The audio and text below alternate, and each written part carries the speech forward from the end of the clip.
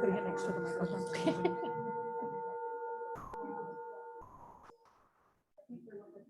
Good morning, everyone. I'm Deborah Quam, president for 3 more weeks. Nancy, if you vote for her, will be our next president. So I'm 3 more weeks and I'm sure we'll all vote for Nancy. I know I will. So, yeah. Okay, well, good morning and welcome, everybody. I'm going to call the meeting to order now.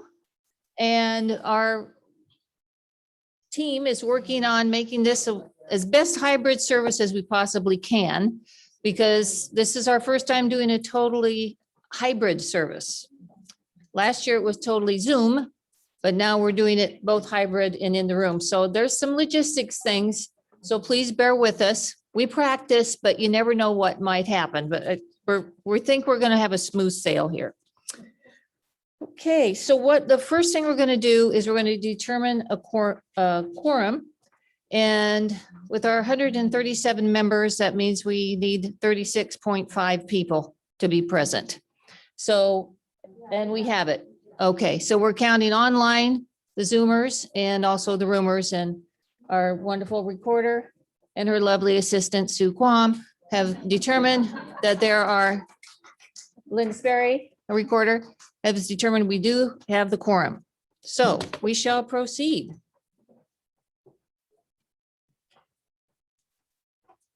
Okay, just done the first item there, which is our determination of a quorum. Yay. And now I'm going to go through the agenda real quickly.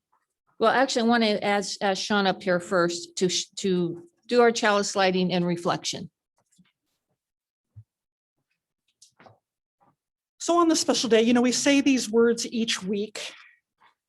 And at this time, this is kind of how we live out as Unitarian Universalists and democracy. And so let's say these words together nice and slowly and really think about what they mean. Love is the spirit of this church, and service is its law. To dwell together in peace, to seek truth in love, and to help one another.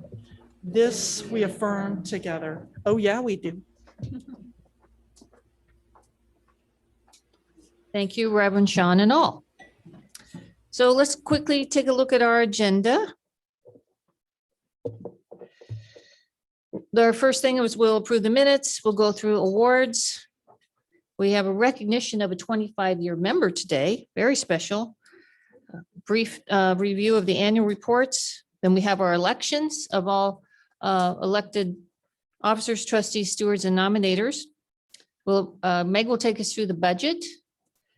And we have some bylaw revisions, which Linda will lead us through as our recorder. We'll ask if there's any other new business. And then a very fun part for me is I get to express my appreciation and recognition for those completing their elected service. Then we'll have finally the installation of all the people newly elected today, and then we shall adjourn. So I want to remind everybody that we are recording this meeting, okay? And on voting, we're going to ask that Zoomers and Roomers both use a physical show of hands. So just keep your hand raised in the room or if you're on Zoom. And Zoomers, please turn on your video and please do not stop your video during the presentation, because that makes the screens all jump around and it makes it really hard for our counters, our Zoom counters, when we have elections and votes to take an accurate account. So please just leave your video on the whole time for this meeting. Thank you. We would prefer that Zoomers use chat for questions or comments to make the process easier on everyone. Your questions and comments will be acknowledged. We have Steve Moore, our hero. He's going to be all over that, watching for your questions and comments. So we'd prefer they're in the chat. If you want to speak, though, of course you can speak. We want everybody to feel included, Zoomers and Roomers.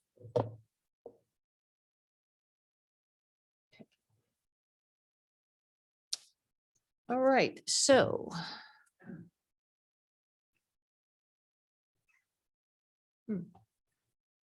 Pointing at you. Yeah, there we go. Yeah, no, I'll do it. I've got it. Yeah. All right. All right, approval of the minutes. This last year, we had 2 congregational meetings. The regular annual congregational meeting held last June, and we had a special meeting, a very special meeting, February 21st of this year, where we voted on whether or not to proceed with the new sanctuary, and we had an outstanding, overwhelming result of yes to proceed. So there are minutes of each of those meetings, and those have been sent out to everyone well in advance. I think for the past 3 weeks at least, we've been sending a link to all these materials in the blast, so you could all take a look at them before the meeting. So does anyone have any questions or discussion about the minutes? Okay, Dave has made a motion to approve. Did I second? Dolly seconded. Okay. Any further discussion? All in favor of approving the minutes, please raise your hands. Okay, all right, you can. I think, are you okay to lower them now, Sarah? Can we? No, you're counting votes. You're counting, okay. Steve's doing questions. All right, anyone abstain or opposed to approving the minutes? Okay, all right, then the motion has passed to approve both those sets of minutes from our last 2 meetings.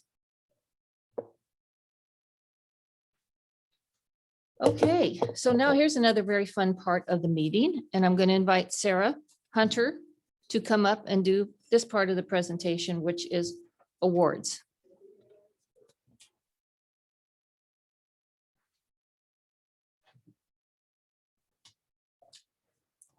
Good morning, everybody. Is it still morning or it's good afternoon? This is the fun part for us, naming people for our awards of the Unsung or the Shining Stars and the Unsung Heroes. So I have a quote for you all from Thomas Paine. These are the times that try our souls. The summer soldier and the sunshine patriot will in this crisis shrink from the service of their country. But they that stand by it now deserve the love and thanks of all. I don't need to tell you about the past year since our last annual meeting. Loss of loved ones, quarantine, masks, not seeing family and friends, loss of work, food insecurity. We all have our list, but our congregation found the strength and will to not only overcome these hardships, but also thrive and become even better. We have raised money for the operating fund and a new sanctuary, breaking many of our goals.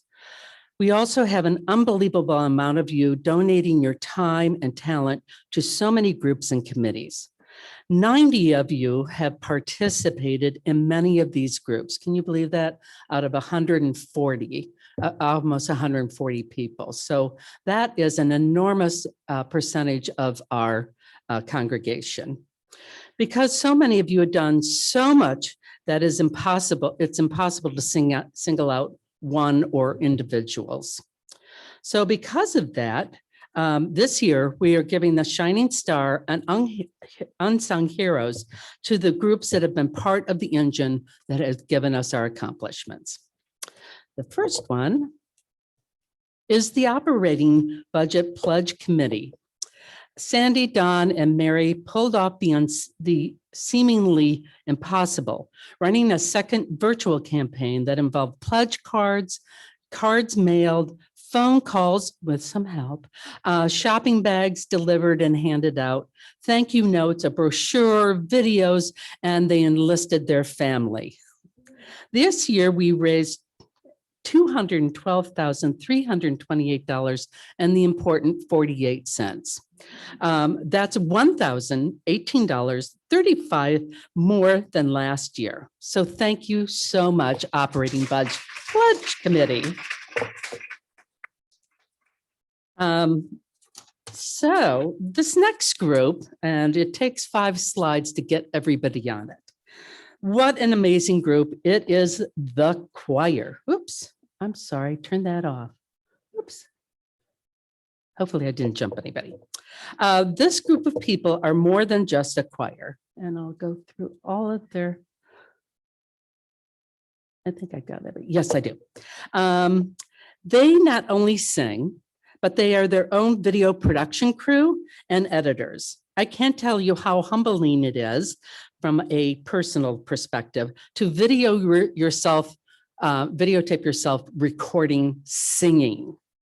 So I don't know anybody that likes the sound of their own voice particularly that way. And the work that goes into doing it. People have built their own recording studios, bought lights and microphones. They spend hours learning the songs, recording them with many, many, many takes, and then send them off to be included in the wonderful videos like we saw today at our services. I'm sure anyone saw themselves, I don't think anybody saw themselves pulling this off. In addition, there was music under the stars, open mic night, a winter solstice singing ritual, and a Christmas Eve service. All of these recordings, by the way, have helped build our robust YouTube channel. The channel has 135 followers, and there are 88 videos of songs alone up there. The choir has been rehearsing in a hybrid situation for a month. Sounds simple? No. They take up most of the courtyard, those that are here. So there are many microphones so people can hear each other. We can hear the people on Zoom. It takes 2 phones, an iPad, equipment everywhere, and there are special singing masks. And that's a fun thing to do, sing in a mask. Hopefully there will be a time soon when the choir can be in person during rehearsals and service. Please thank the 40 people who have been involved in the choir.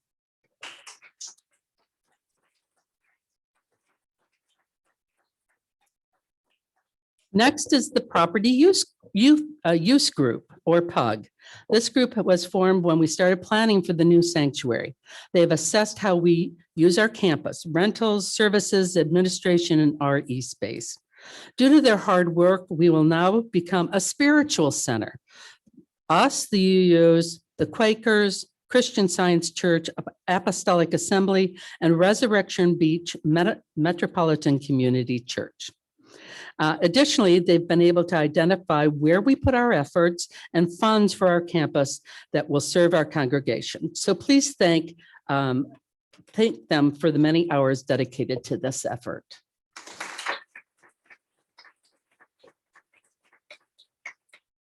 Next, we have the Buildings and Grounds. Talk about a group that never leaves the campus. I think some people sleep here. Because of the pandemic and no one being here, this actually was a perfect opportunity to remodel our space and perform much needed repairs. The result is the Victoria room is almost twice the size of usable space of the old room. There's a new windowless RE storage room for the RE people. We gained a meeting room with windows that RE was using for storage. Additionally, Daniel's Hall has been repainted and new flooring has been installed. If you haven't seen it, the reception area has new furniture and the building has most of the floors replaced. So thank you all to PUG. Oh, and there's new AV equipment in the Victoria room. Much of this work was performed by these people you see on the stage, on the slides, dedicating hours and days to make that happen. And please make sure you take a tour. So thank you, Buildings and Grounds.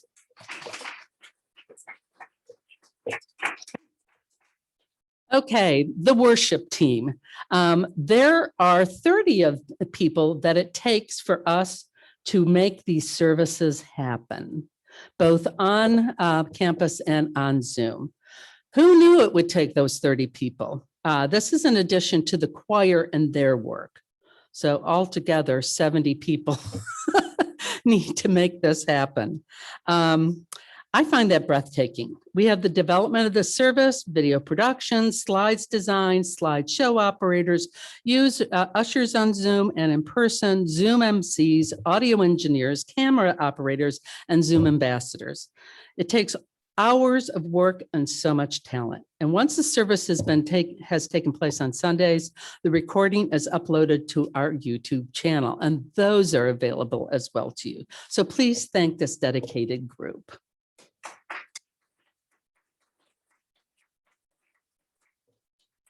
And then there's the communication team. This group is that maintains our website, 4 Facebook pages, Instagram, blogs, and YouTube. This is also the team that publishes the Reach and the Blast. I'm sure you've noticed that how all the communications now have a new design that is consistent throughout all of our digital platforms and publications. Countless hours of writing and design have gone to utilizing giving OCUUC a polished, inviting, and sophisticated look. Our digital footprint continues to expand with regularly hosted blogs about the new sanctuary construction. And our YouTube channel has expanded with sermons, music recordings, and other videos of interest. So please thank the communications team.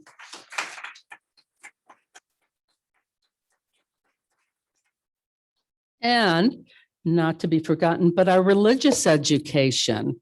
I can't imagine having to develop a program that would interest children that have been on Zoom all week.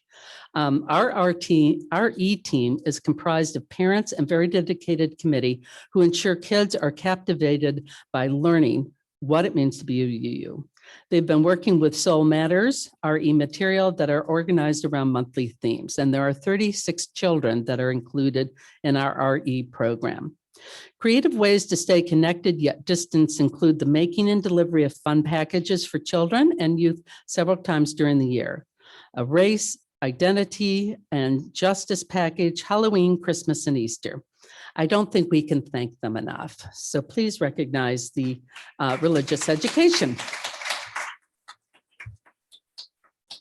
And this brings us to the Unsung Heroes. I hope that you have seen how much work 90 people have done in all of these groups and committees, but that's not all that happens in our community. There are countless calls to check up on each other, delivery of groceries, ensuring housing for those in need, donating to the various charities at Thanksgiving and Christmas. Many of us work diligently to get out the vote. I cannot forget the numerous book clubs, film series, Stitch Wits, men and women's groups, and other groups that make up our congregation. This enables us to find our home and our loved ones. With that in mind, the unsung heroes are you, the entire congregation of OCUUC. Your generosity of time, talent, and treasures have been what kept our congregation together throughout this difficult year. Your resiliency, did I miss a slide? Oh, okay. Sorry. Your generosity of time and talent and treasures have been what kept our congregation together throughout this difficult year. Your resiliency and dedication have enabled our community to thrive and grow. So thank you, everyone, and give yourselves a round of applause. So now Reverend Judy is going to come up to talk about the Joan Gillan Award. That's not mine. Gillan, I'm sorry.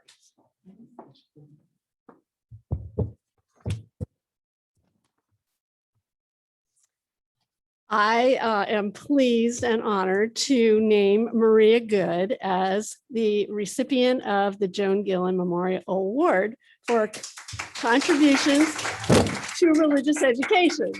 Please rise. Thank you, Maria. You can remain standing for a moment.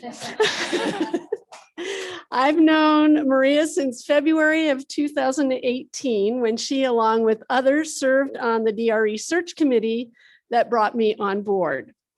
She has been a faithful member of the RE committee, always coming up with creative, fun ideas that keep the children and youth engaged with the church and each other.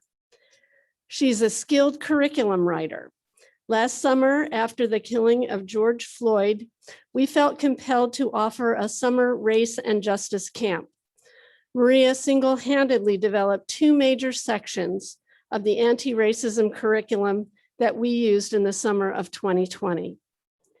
In addition to serving on the RE committee, Maria has taught all year, as she has done since before I arrived.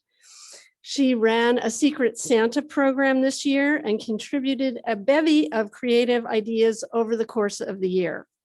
These included a pen pal program where children and youth within our RE program wrote to each other during the pandemic to help them maintain strong connections.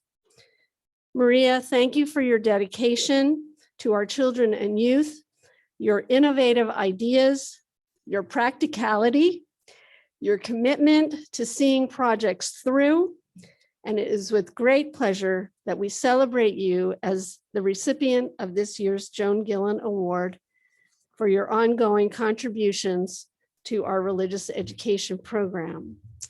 You may know that we have a plaque that hangs in the RE space with the previous recipients, and Maria's name will be added to this plaque.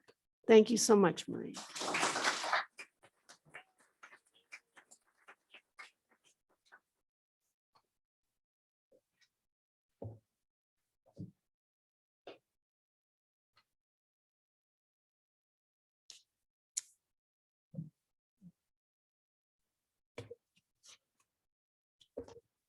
Now it is my pleasure to join all of you today in honoring Judith Stamper for 25 years of membership at OCUUC.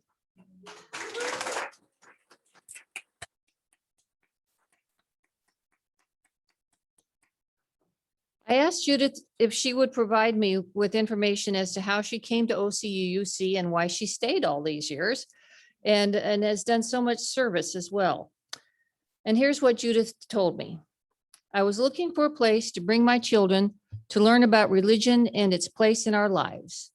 I was hooked by the 7 principles and signed the membership book 4 months after I began attending. I also joined my first committee that same day because Tom Lockery stood up and asked for help with AIDS team ministry. And I already knew if Tom asked for something, it was important, and it was. I have tried to do as much as possible to be involved in all aspects of the church. The only things I haven't done are making coffee, preaching, singing in the choir, and working on finances. My longest lasting involvement has been in organizing annual projects for Share Ourselves, which I have been doing for almost all my years at OCUUC. When I look back at all my activities, what I remember most is the joy of working with intelligent, caring people who want the best for our community, both at church and in the wider world. Because Judith is so modest, I asked her if she would tell me more about the things she has done at the church, in addition to the very few things she didn't do. So with that coaxing, Judith told me the following. Over the years, I have been on the REN membership committees, including being chair of both.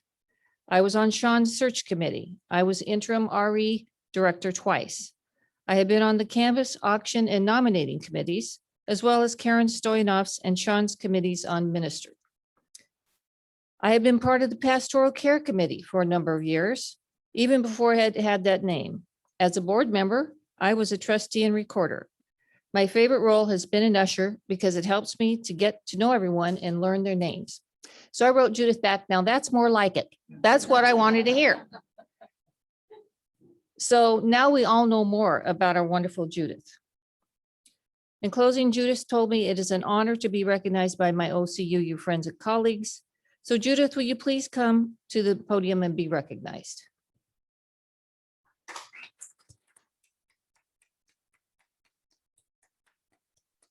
No, stay. We're not done. Okay. As a small token of our love and appreciation for all your years of membership and service, on behalf of the congregation, I'd like to present you with this 25-year membership pin. Thank you.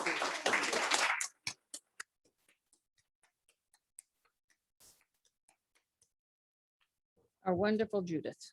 Thank you, Judith. Okay. The annual reports. Now I know you've all read every word of these over and over. I really do hope you will read these because the words Sarah just mentioned and all the work you've been doing, you can read all about it in more detail about what's been going on in our wonderful church this last year by reading these reports. It was, again, I mentioned earlier that all the information that we're reviewing in the meeting today, if you open the link that's been in the blast for the last 3 weeks, it will take you to all these reports, the budget, the annual reports, the minutes, the bylaws, everything. So any questions or comments regarding the annual reports? And I'd like to thank Sarah for putting them together, because that was a big job and everybody who wrote them. You know, it took, so again, I hope you will look at them, because it took a lot of work on everybody's part. And I think it'll really give you an overview of what all's been happening and is going to continue to happen. Okay. Oh, there are hard copies. Oh, there are hard copies of the annual reports, and you can pick them up at they've been handed out. Awesome. Okay. All right. So moving on. Now we have our election, and we'll be reviewing everyone who's up for elected position, and that includes officers, trustees, stewards, and nominators. So let's go through the slates. Here's your slate of officers proposed to you for vote this next year.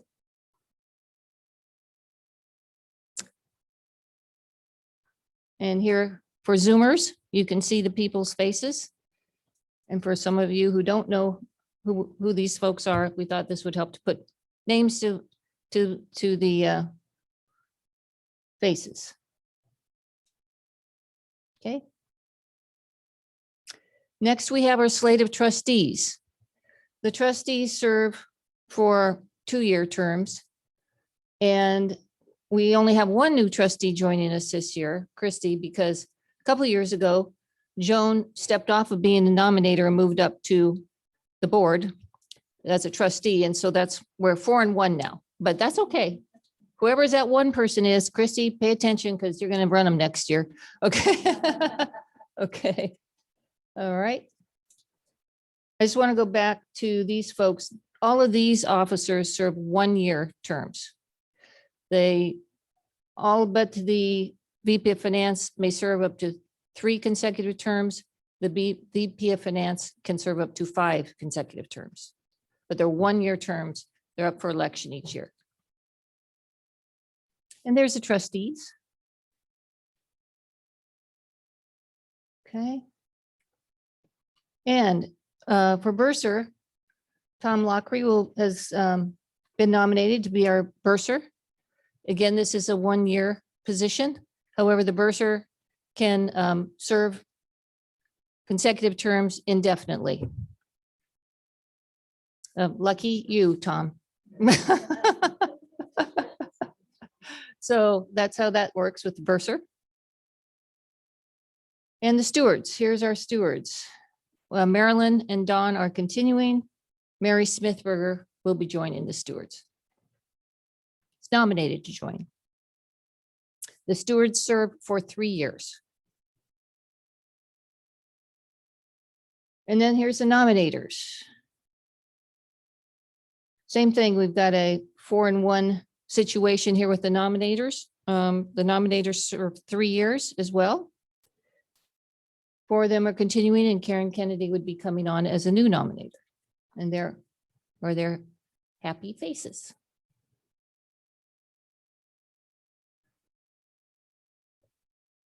Okay. So do I hear a motion to approve the slates presented? Craig has moved. Do I hear a second? Dale has seconded. Is there further discussion before we take the vote? Questions or discussion? Dolly? I thought that the trustee positions were 3 years. When was that changed? That was changed 2 years ago. It was changed 2 years ago. The officers were changed to 3 years. The trustees were changed to 2 years, and that was changed in the bylaws by vote, congregational vote. Okay. Any other questions? All right, so we've had a motion to approve in a second. All in favor of the nominees? Please raise your hands. Keep them up, please. We're good on Zoom. We're good. All right. All right. Well, thank you. They're all elected. Yay. And thank you very much for everyone who has consented to be nominated and agreed to serve in these positions. Right now, I will ask Meg Wilson, our VP of Finance, to come up and review our annual budget.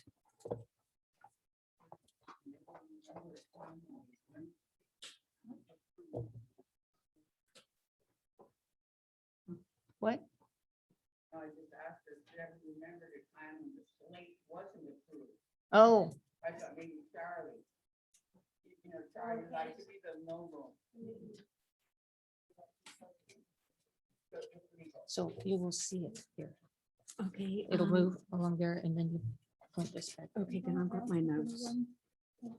Okay, There you go. okay, but this is going to be in my way. Okay, if Sorry. you don't want to see it. No, I'm seeing it here because I Okay. have notes.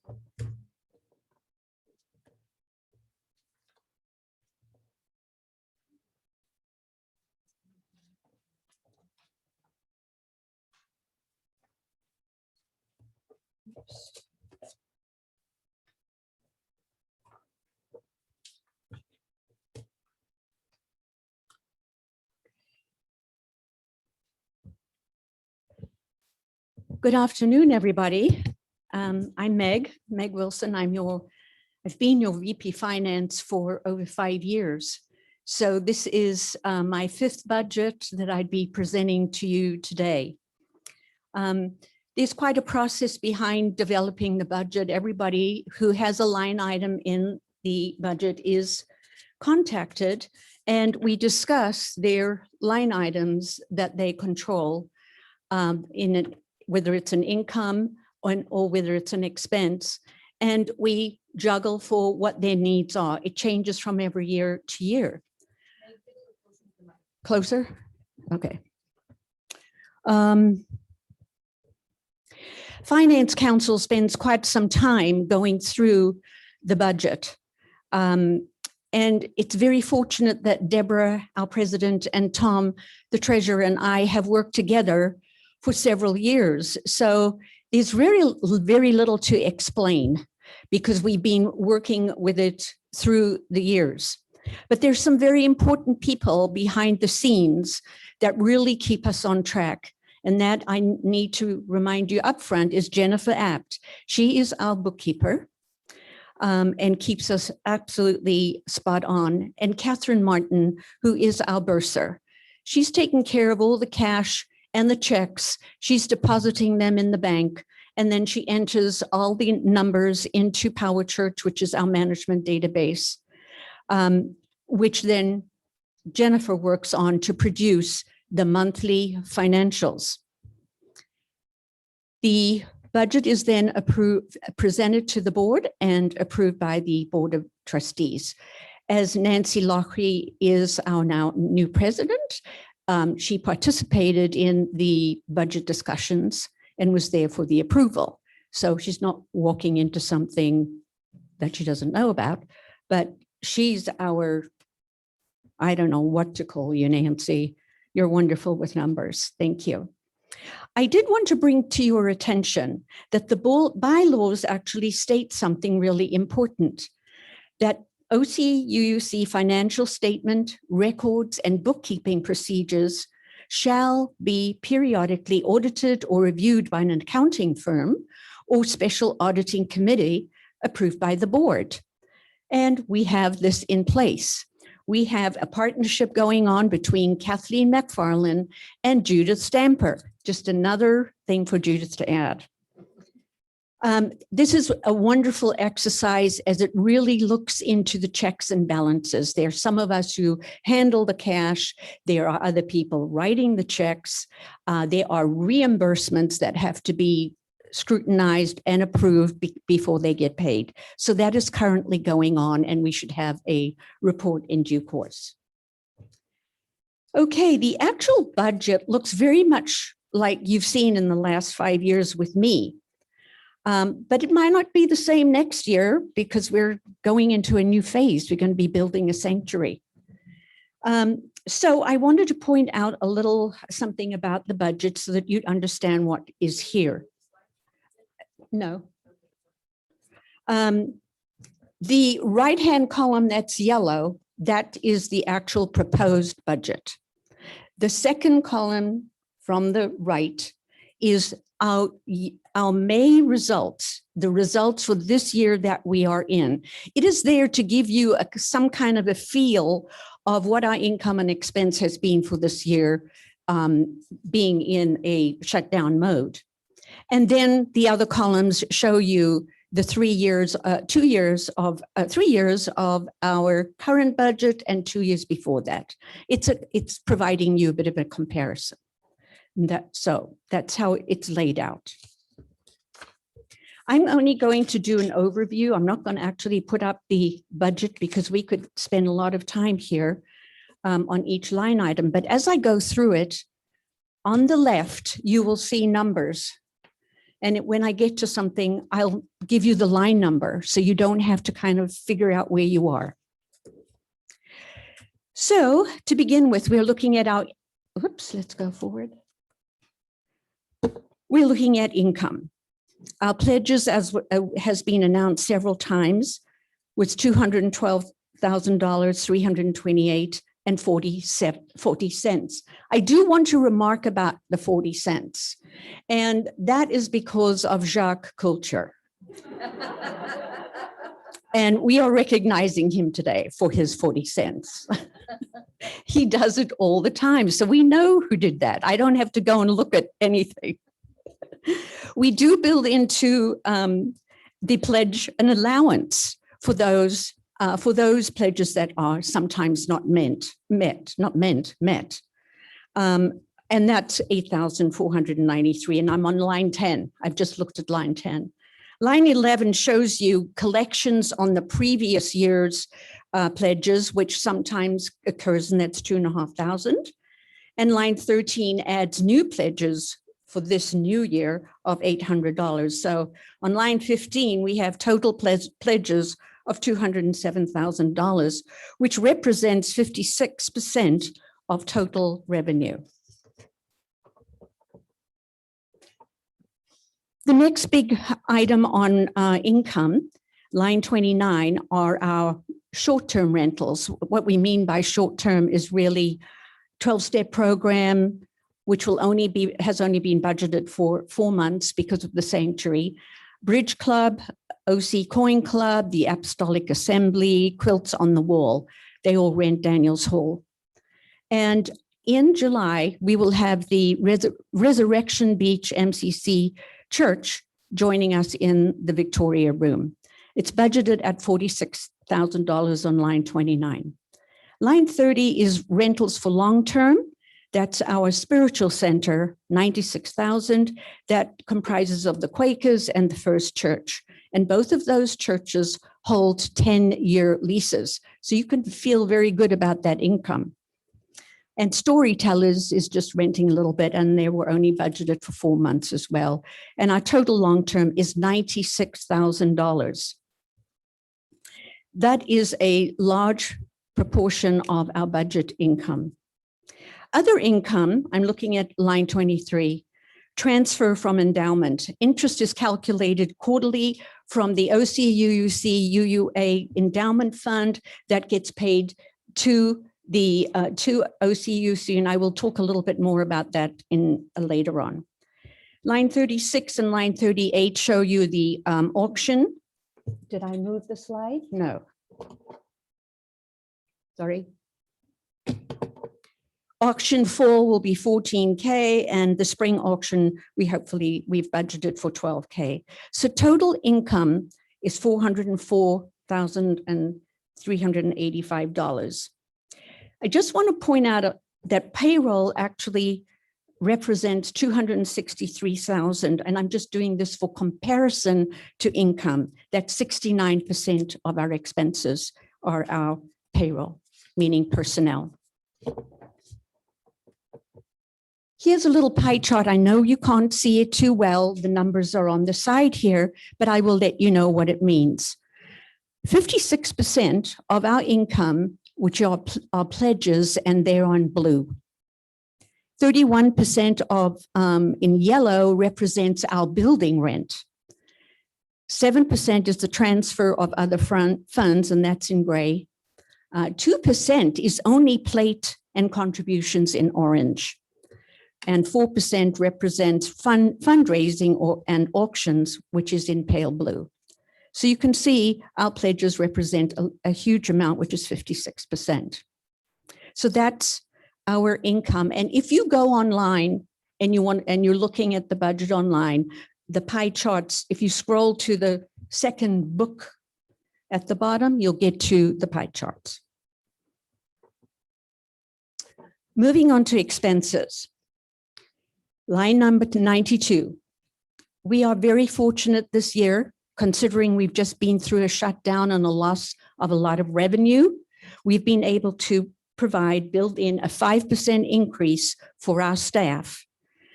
And that, why am I saying this? I don't know what my little notes here are about.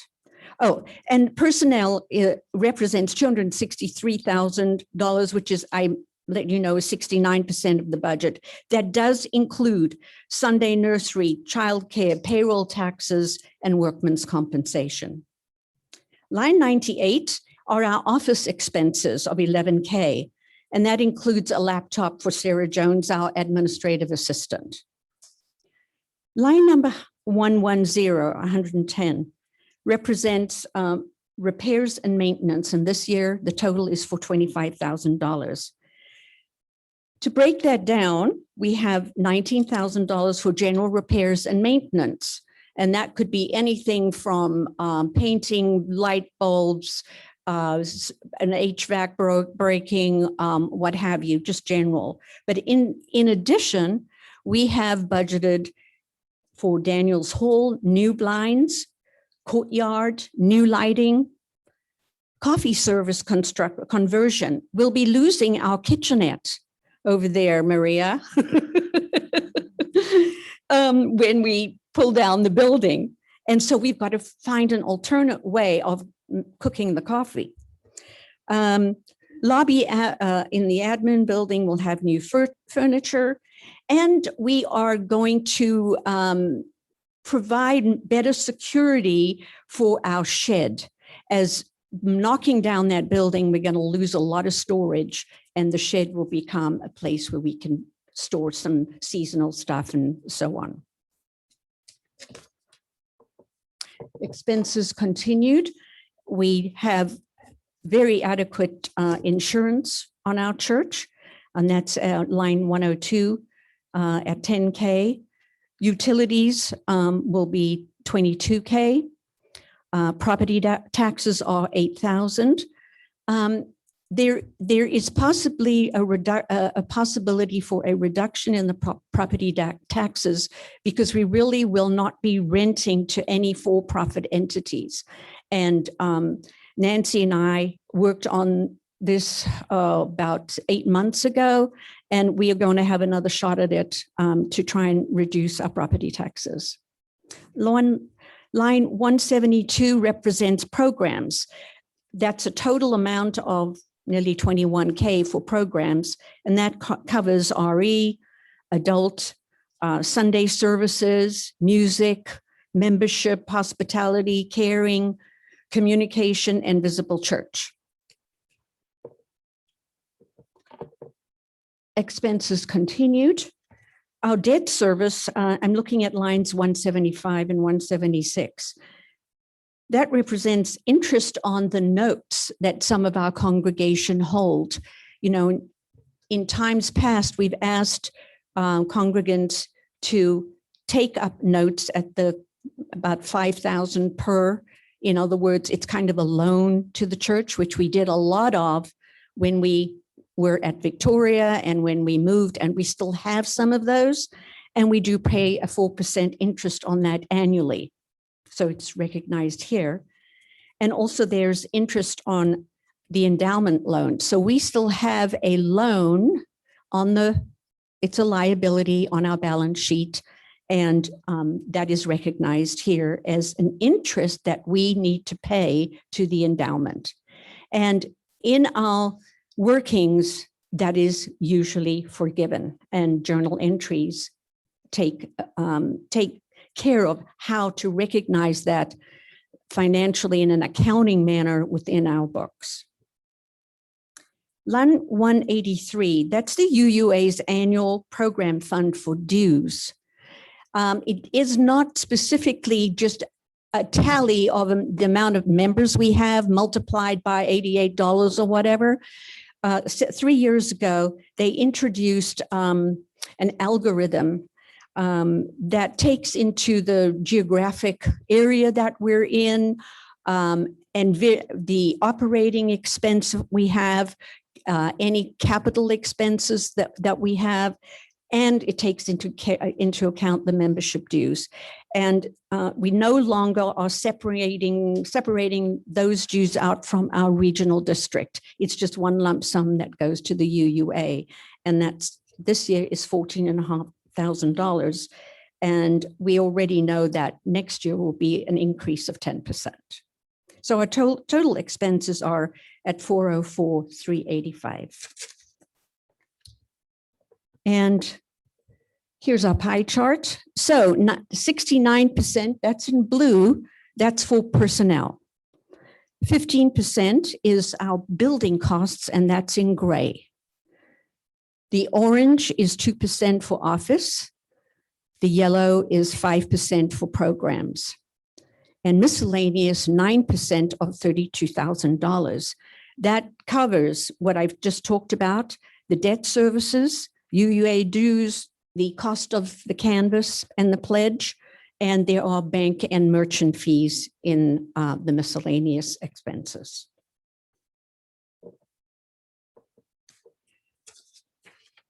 As I mentioned, finances.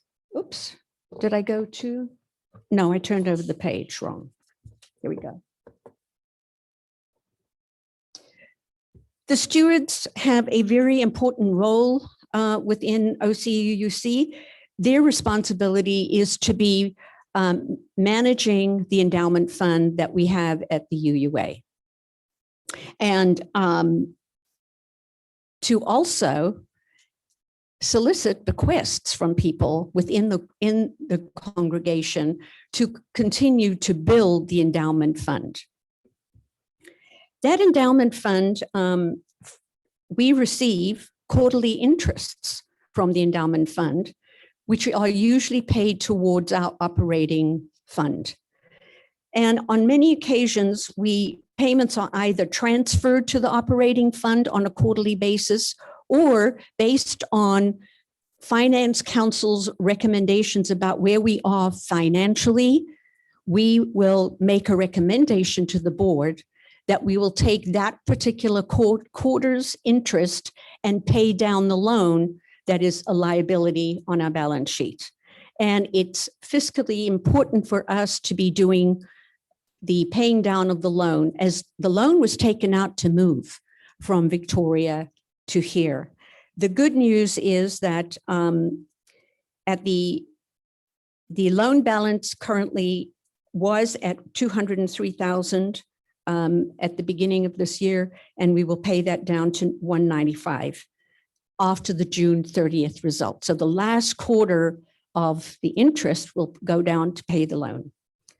So on my 5-year term, I just wanted to point out that we inherited the loan at $240,000, and we've paid that down to $195, which is $45,000 that we've paid out.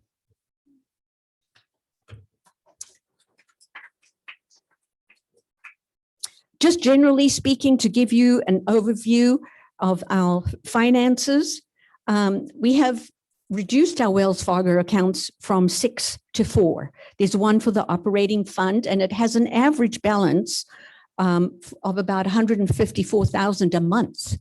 So we're in good shape, and I did that just over 11 months. Scrip checking. We reduced that banking account to just $1,500 as we actually phased scrip out except for online purchases. There's a building savings account that currently holds $5,803, and that's specifically for courtyard signs. We actually got a Spirit Award a couple of years ago, but that money is kept in that savings account, and we'll close that once it's been used up. And the Sanctuary Fund has its own Wells Fargo account, and it currently has cash in it of $204,134. So that's our Wells Fargo. At the UUA, we have our OCUUC endowment funds. There are three. The main one, which is for the Stewards purview, the current balance is $553,701, which is very healthy. And that's an important number, as well as paying down our loan, as when we come to build the sanctuary, this could play an important part. We still hold the ATM for social justice endowment fund. It started at $17,000 a couple of years ago when we closed a bank account, and it's up to 22 right now. If you remember, we have asked several times, are there any social justice programs that you would like to bring forth that could use some of this money? So we do put that out, but we haven't had any takers so far. And the Sanctuary Fund actually has $493,999 in it. Those are all our investments. Okay, a quick look at Sanctuary revenue status. On the left, cash and investments, the Wells Fargo account, the UUA Sanctuary Fund, and the Vanguard brokerage fund. So if you've got any stocks and bonds that you'd like to move over to the Sanctuary Fund, I'm ready. And Deborah will be ready after the 30th of June, which gives us a total of cash of $827K. The comments are that 827 includes the first year of the Spirit Award fund that we won of 250. So 50,000 is in that 827. So we have 4 years for 200,000 to be paid out.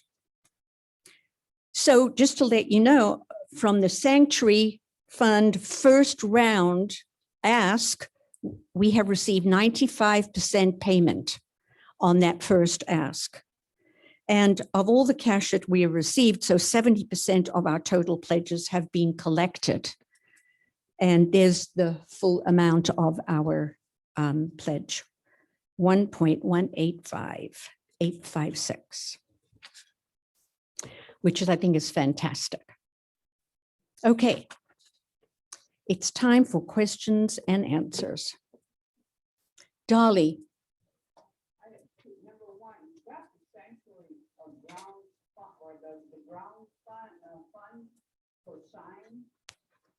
There's a church parking sign that has been flat down in the dirt for at least a year. And I'm just wondering if anybody's going to put it back up. I'll make a note of it. Okay, now the dues went up, you said will go up 10% next year. I think that seems like an awfully high number increase.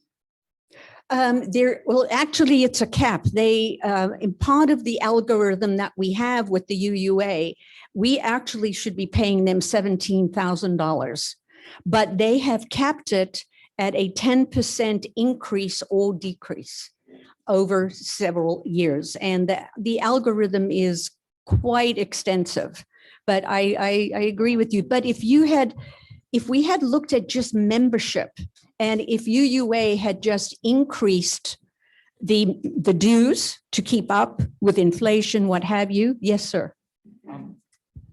Meg, would you mind repeating the question for the Oh, Zoomers? sorry. Okay, because they're not able to hear. And if we have any other questions here, just raise your hands and we'll bring over the wireless mic. Thank you. Thank you. The question is, the amount that we've paying to UUA as dues is very high.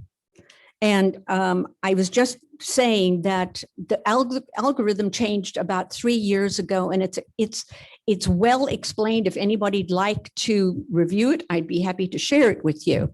But there is a 10% cap of increase. That's why I know it's 10% increase for next year. Yes, Dolly? Okay, that algorithm, does that apply to all congregations or is it just our specific? No, it's all congregations. And And as I it's the said, same it's algorithm? geographic area as well. So we're California, so we're hit We're- harder. Right, right. Okay.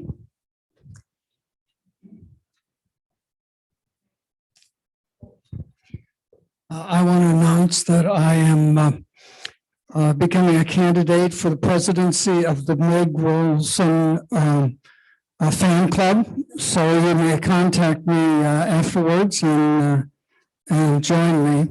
So thank you, Meg, for 5 years. It's been phenomenal. Thank you.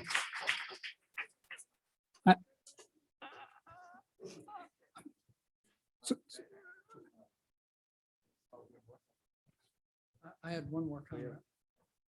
Just a point of clarification. We show the balance of 550,000 for the endowment.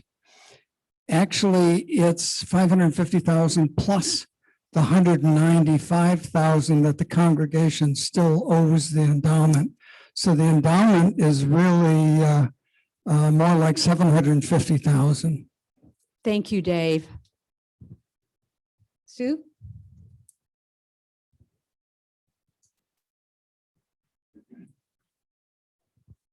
I just wanted to point out that just the expenses of personnel is 274,000 some odd dollars. And our pledges are, the subtotal of pledges is 207,000 and some odd dollars.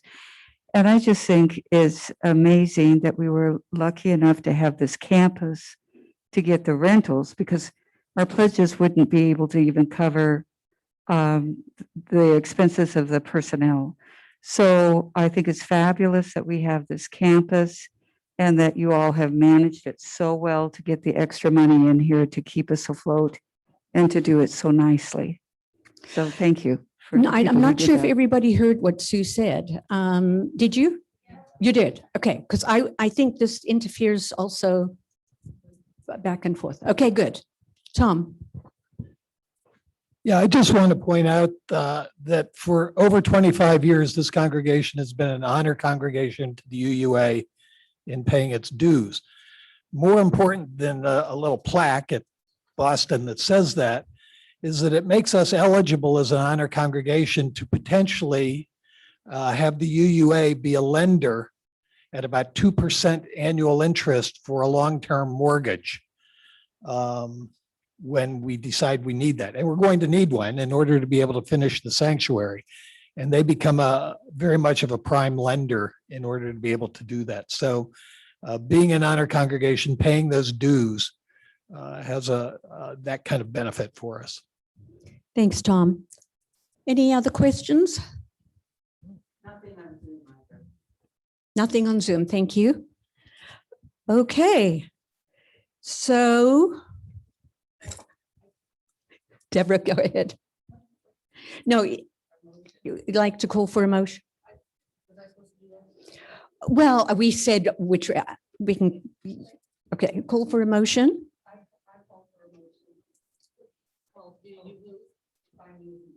Okay, Sue moves and Dave seconds.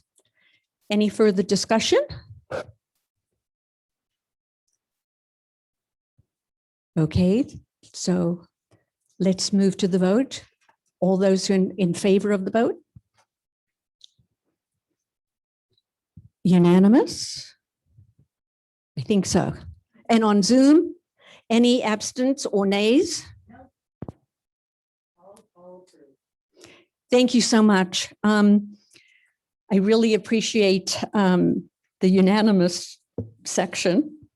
But as I've always said, well, I'll leave that to that other slide. I'll get there. I did want to say something important to everybody here. I don't think everybody realizes that monthly, the OCUUC financials, the Finance Council and board meeting minutes are posted with all the reports every month. So they are there on the member side. All you have to do is log on to the member side, and you will need a username and password. And if you are struggling with that, please send an email to webmaster@ocuuc.org. Just remember webmaster@ocuuc.org. But this is published. It's for you to peruse. And I've always said, if you have any questions, go to finance@ocuuc, and we'd be happy to answer your questions. So, I'm emotional. I just wanted to say thank you to Deborah, our president, and Tom, our treasurer, for our hand in glove relationship. It's been amazing. You know, we have different ideas, different feelings, different ways of saying things, but it was just an incredible way to work with people who really know what they're doing and are creative and are motivated and have the energy. And we meet every month at a specific time. It is open to any member of the congregation. And we just don't have meetings on a Tuesday because Tom plays golf. I do want to say a huge thanks. I know I've mentioned them, but to Jennifer, our bookkeeper, and to Catherine Martin, who's moving off as our bursar, and to Sandy Martin, our pledge chair, to Joan Ibanez, who is our outgoing auction person, and to Anna Ryan, who took on script and helped us phase out of it with Nancy Lachry to just an online. So, you know, a lot of people work in the background, and Sarah Jones, our administrative assistant.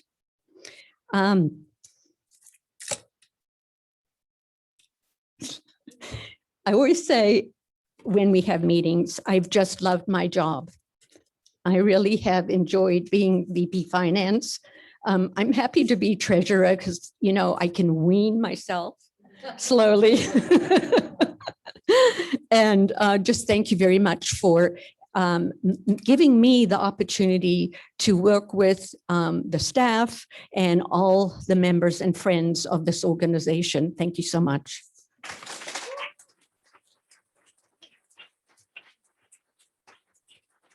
And who's next?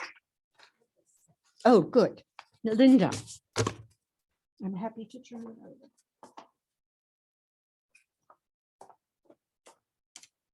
Can you hear me okay? Okay. One of my responsibilities as board recorder is to oversee bylaws and standing rules. Very exciting responsibilities. And I'm not going to read either one today in its entirety, so don't get upset. Changes to the standing rules, which are our operating policies and procedures, are developed and revised by the Board of Trustees. Changes to the bylaws, which is our governing document, however, require approval by you, the congregation. So that's why we're here today. And changes require 2/3 of those present at the meeting. So we have 3 changes that we're proposing.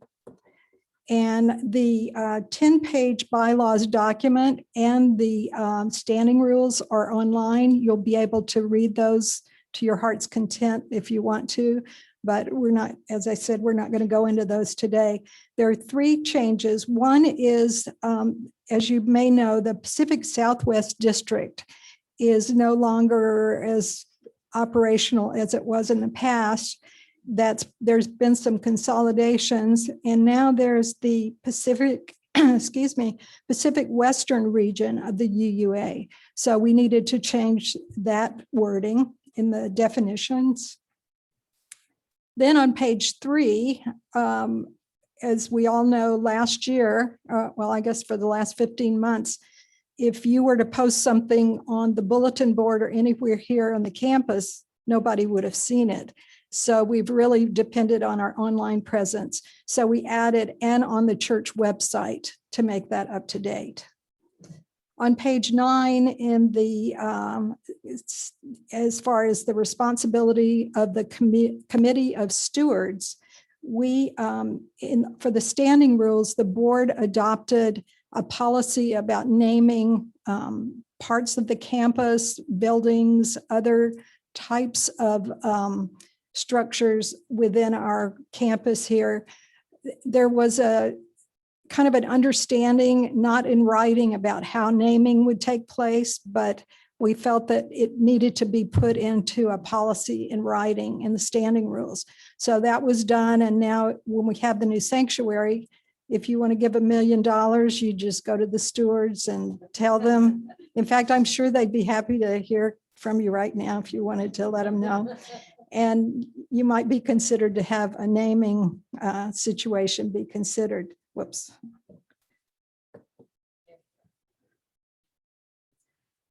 So one other duty of the stewards is to develop, complete, and submit forms to the Board of Trustees for the purpose of proposing naming opportunities for the church campus, facilities, and programming, providing recognition to members for outstanding service over an extended period of years and/or significant financial generosity.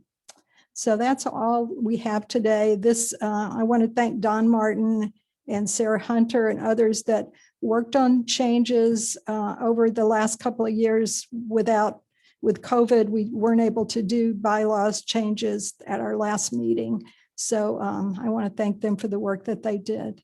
Are there any questions, comments? Dolly, let Craig give you the.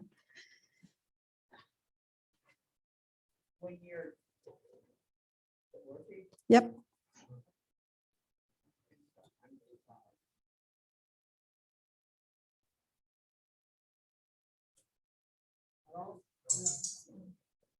Well, my question was, when you develop one, this goes to the trustees, select the name for naming different buildings.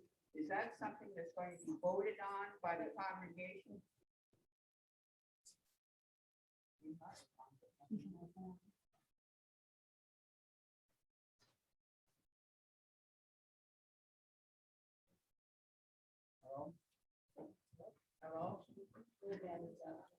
Well, the question that Dolly had was if there is a naming suggestion given to the board, what is the procedure? I believe that it's a board decision, but I would refer you to the standing rules. Take a look at that online, and the whole policy is there in the standing rules. And I believe the new policies or any changes, especially that policy is highlighted in that document, so you don't have to go through the whole thing.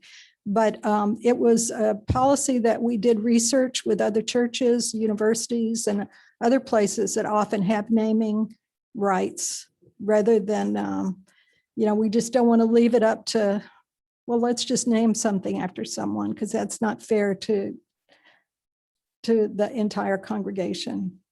So I'd urge you to take a look at that. I can send you a copy of it if you want. If it's in there in members section, I can find it. Yeah. Okay, thank you. Anybody else? Yeah. Do I have a motion to adopt the changes of the bylaws? Marilyn Gist moves. Do I have a second? Sarah Hunter seconds. All in favor, raise your hand. Sue? All opposed? Okay, great. Thank you so much.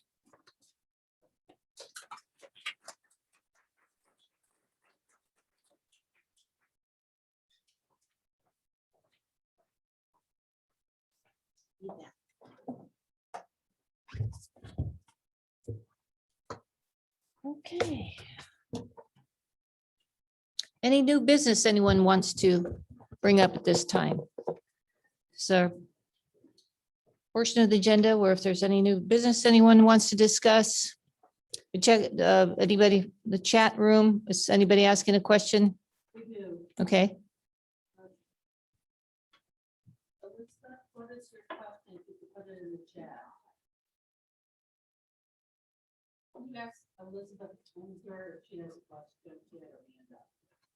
Elizabeth Inger, you have a question?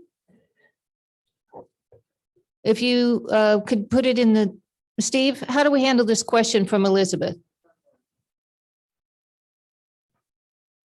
But we're working at getting to you, Betsy. Yeah, well, we don't know what the question is. What is, did she put it in the chat? Okay. Oh. Okay. We're going to unmute you, just you, Betsy.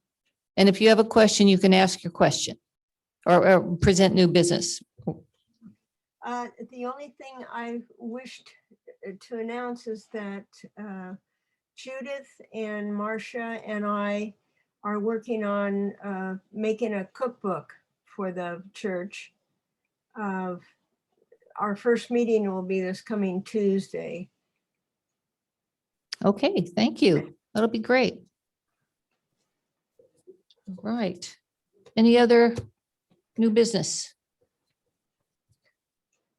Okay, we're getting close, guys. All right. So, as I mentioned, one of the things when I went over the agenda is one of the things I had enjoyed most about getting ready for this meeting was being able to write up some words of recognition for the people who are leaving their elected positions, their current elected positions. So my first person I'd like to tell you about is Maureen McConaughey. She's completing her 3-year term on the nominating committee.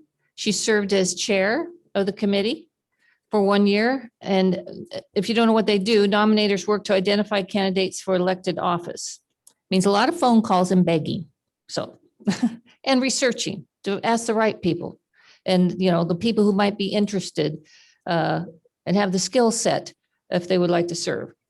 So thanks to Maureen's many years as an involved member of OCUUC, she brought a breadth and depth of knowledge to this endeavor because she knew a lot of people. She served in many other roles in the church, including as VP of programs and recorder. And thank you, Maureen, for your many years of contributions and dedication to OCUUC. Craig Sperry has served as a steward for 3 years. He's completing his term this year. And as this past year, he served as chair of the stewards, a position that comes with an additional set of duties over and above the normal duties of stewards. And some of the primary duties of the stewards are to manage the endowment fund in a conservative manner and to encourage gifts, memorials, and bequests and other contributions to the fund of the church. Craig told me it has been his honor to serve on the board of stewards. He feels fortunate the endowment fund has increased in value over his term.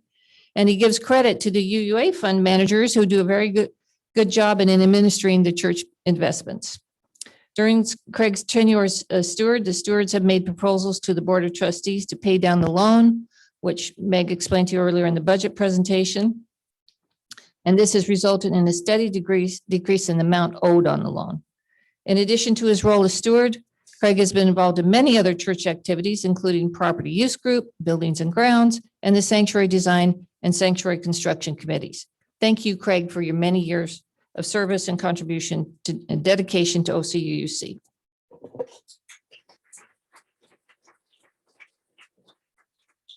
Joan Ashley. So glad to see Joan here with us today. She's back there and back. Joan has served as trustee and she's completing her 2-year term.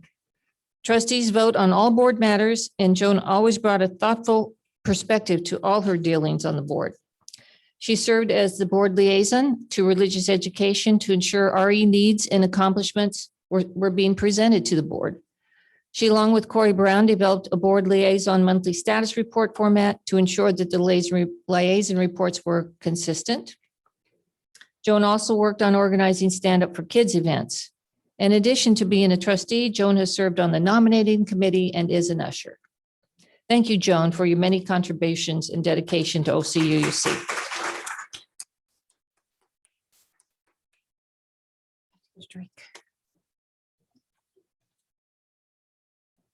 Next, Catherine Martin, our bursar. She has served as Bursar since April 2017, and the Bursar has primary responsibility for accounting for money received by the church. The Bursar is elected for a one-year term, but may be elected to consecutive terms. Catherine has very generously served for over 4 years in this important position. A few of the minimum duties of this position include maintaining records of church income, making timely deposits of pledge payments and other operating income, and sending periodic notices of pledge statements. Catherine's professional and gentle demeanor has been especially helpful when corresponding with those making pledges and donations to the church. She had the perfect personality for Bursar. And the skills. Many of us know Catherine's longstanding dedication and service to OCUUC. She has been a past president of OCUUC, among other things. Catherine told me she is grateful for following in Charles Gordon's footsteps. She is grateful for working closely with the ever-patient Jennifer Abt. And finally, she is grateful to each person who gives what they can to OCUUC. Being the Bursar has given her a unique opportunity to witness the generosity of this community. We are all grateful to Catherine for her service as Bursar of OCUUC.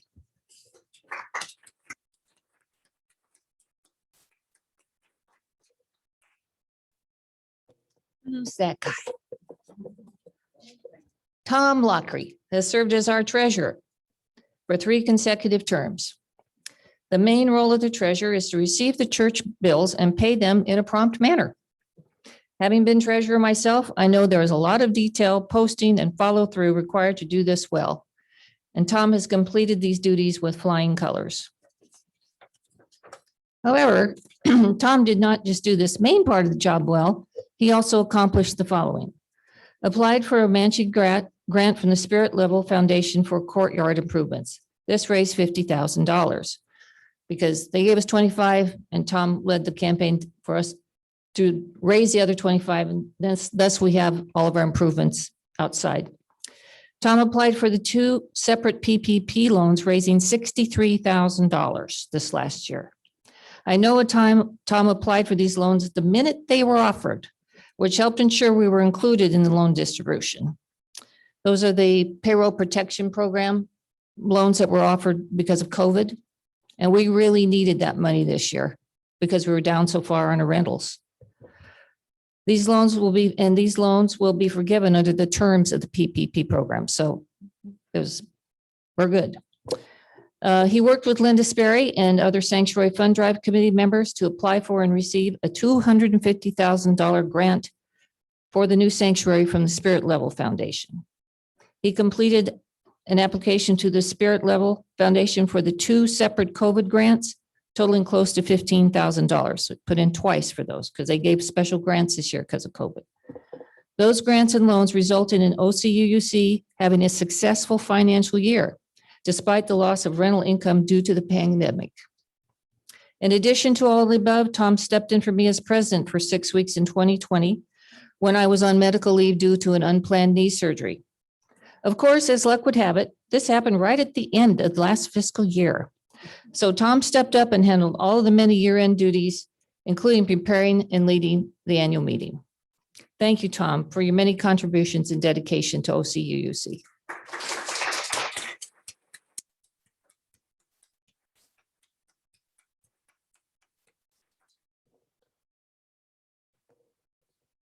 And lastly, Meg Wilson, VP of Finance. The Vice President of Finance is the principal financial and budget officer of the church. Meg has generously served for 5 consecutive one-year terms in this critical position. If you read the VP of Finance job description, you will find a long list of significant duties assigned. For the past 5 years, Meg has completed all of those many duties in an exemplary fashion, including developing and expertly managing the annual budget, as you can see from today. Meg did not just perform the main duties of the position well. Over and above those duties, she accomplished the following. She established e-giving on the OCUUC website and on congregants' phones, and encouraged all people to let her help them set up their pledges in Banco to make it easier for them to donate. Customer service, that was really great. Get us online, Meg, thank you. She sourced and then managed the short-term rentals at the church, including 12-step programs, a bridge club, and the Apostolic Assembly Church and MCC Church. Those rentals add significantly to our income, and the 12-step programs help us to live out our principle of the inherent worth and dignity of every person. She made sure we paid down the loan on the endowment, working with the stewards to make that happen. She budgeted and presented for board approval for 2 staff salary increases over 5 years. She's, as she mentioned in her notes to me, she said that not often enough, but as much as we could do. As whenever we could do it, we did it. And that's often we could give raises in the past before her tenure, but we did it twice in these last 5 years. She created the foundation of our COVID-19 addendum for renters. That was a pain, ladies and gentlemen, because, you know, to work through all those rules and regulations to let people come back in and start meeting tentatively, et cetera. But she did it. She kept us fiscally responsible while implementing many major improvements to the church buildings and grounds, as well as upgrading our computers and AV equipment. If an expenditure was important to the functioning of the church, Meg found a way to make it happen while staying within the budget guidelines. As president, I always felt we were in safe hands with Meg at the helm of our church financial matters. Thank you, Meg, for your many contributions and dedication to OCUUC.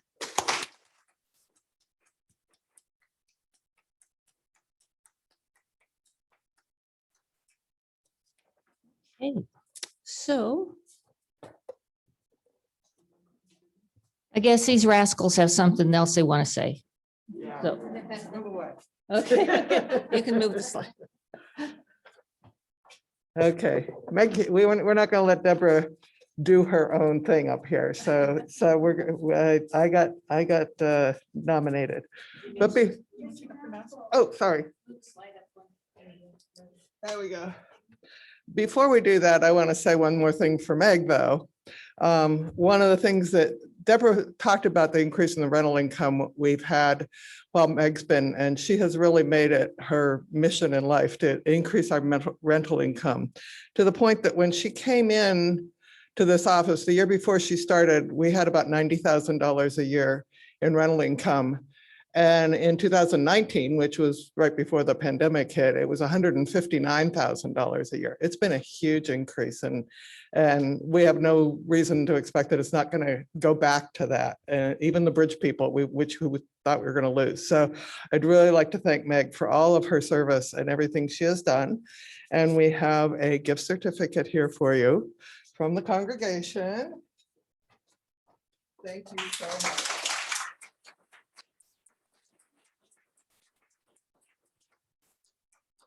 And Deborah, what can we say? Deborah set a high bar for somebody to have to follow it. She's had a great attention to detail. She has been there for the board meetings and for all the committees she has participated in. It has been phenomenal. She has written 34 president's columns in the Reach. I hope I can do that. I hope I can keep that up. She has been, she's continuing as our VP Finance, so we're not losing her. I think each one of the board members considers her also their friend, and that she's been a very compassionate and detailed leader. She has nurtured the board too, and she loves this church. We know that. And her accomplishments this year, the thing she called out, she had everybody write what they were proud of on their accomplishments. And I think the thing she is most proud of is starting the property use group and getting that. We were kind of stuck. We had a bunch of money for the sanctuary, but we didn't know how to turn that into a whole sanctuary. And her idea to create the property use group and then encourage us to get Kay Kreider to come in and talk to us about, okay, what's this like and what do we have to do, got us off the dime, and now we're in process. So that's been a huge accomplishment of Deborah, and it was her vision that figured out how to make that happen. And so I just want to thank you, Deb. Oh, and I want to also thank Audrey, because I know the first spouse always does a whole lot of stuff and lives through it and lives through the stress. And so she needs a special call out too. I mean, not just building and grounds chair, but Deborah's spouse is a significant role to be played. And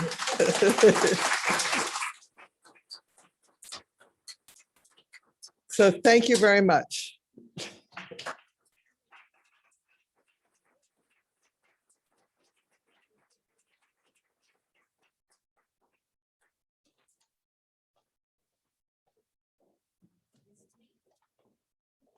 You're up next, aren't you, Sean? Okay. Talk about tough acts to follow. I have to follow Meg. Okay. She'll help me. All right, so now we're on to installation of our newly elected electeds. And Sean is going to lead us through that.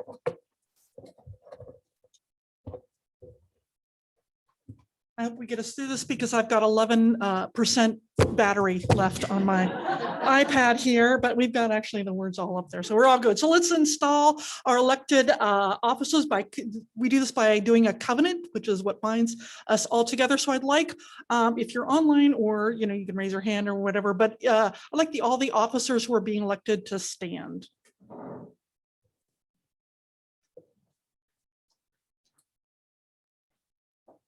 So, yes, it's telling me I have 10% left. Our Unitarian Universalist faith has a sacred tradition, that's democracy. We are the inheritors and participants of this great tradition. It is our greatest spiritual practice. This practice requires the thoughtful concern of those who vote and of those who take on the mantle of leadership. Both sides must take time to discern what is best for this beloved community, often setting aside their own individual concerns and fears. This is a sacred trust that develops and must develop in those who are chosen to serve. Those who take up the mantle of leadership deserve our greatest respect. And serving in a democracy is not always easy. It means listening to voices you'd might rather shut down. It means placing the concerns of the church ahead of your own. It means sometimes sacrifice and hard work. But it also means learning to hear your passion and concerns of the voices around you as well as discerning your own. It means honoring with gratitude those who serve. It means nurturing and loving this beloved community. To all of you, I am grateful. So let us together install these members. Zoomers, I invite you to read and also speak out loud along with the roomers. Members of the church, I invite you to say these words. In these words of installation, we reaffirm our choice of you to guide the life of our church during the next year. We place our faith in your leadership and your willingness to set aside time from personal concerns and commitments to serve the aspirations of our common life. We will join with you in efforts to enrich and grow this religious community. We pledge our support, your work in generosity of spirit, giving our time, energy, creative, material resources of this beloved community. Elected, those of you who are being elected, I invite you now to say these words. In our election, you have placed your trust in each of us. As leaders of our congregation, we accept the responsibility of exercising leadership to ensure the ongoing health and vitality of this beloved community. We're nurturing our physical, financial, and human resources of this congregation in accordance with the church's mission and bylaws. We vow to act with care and diligence and to serve the greatest good of this community. In the spirit of truth and love, we will work with you, our staff, and with our minister to create the church that together we envision for us and for the communities we serve. Hallelujah, welcome. Y'all are awesome. All right, let us extinguish our chalice as we do each Sunday. We extinguish our chalice, but not the light of truth, the warmth of community, or the fire of commitment. These we carry in our heart until we are together again. One more thing. Have to adjourn. Hold on. Gotta make it official. Okay,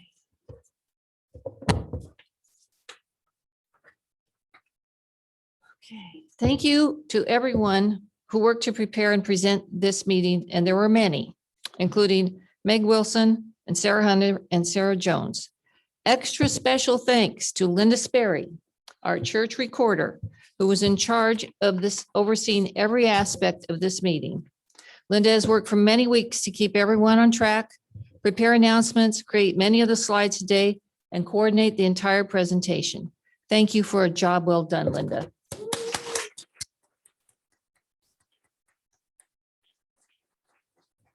Now, I would like to move for adjournment of our annual meeting. Do I hear a second? I think Craig got it. Craig seconded. All right. All in favor of adjourning? I think that's pretty unanimous. Okay, no opposed or abstain, as I can see. So thank you very much, everybody, for hanging in there for this meeting, and we are adjourned.